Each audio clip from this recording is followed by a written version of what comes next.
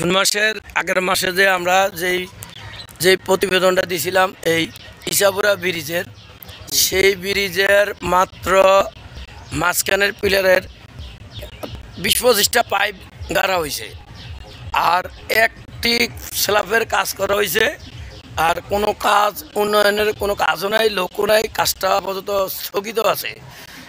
আমরা এলজিআইকে জানানোর পরে এলজিআই বললো যে না, জুনে কাজ ধরছি।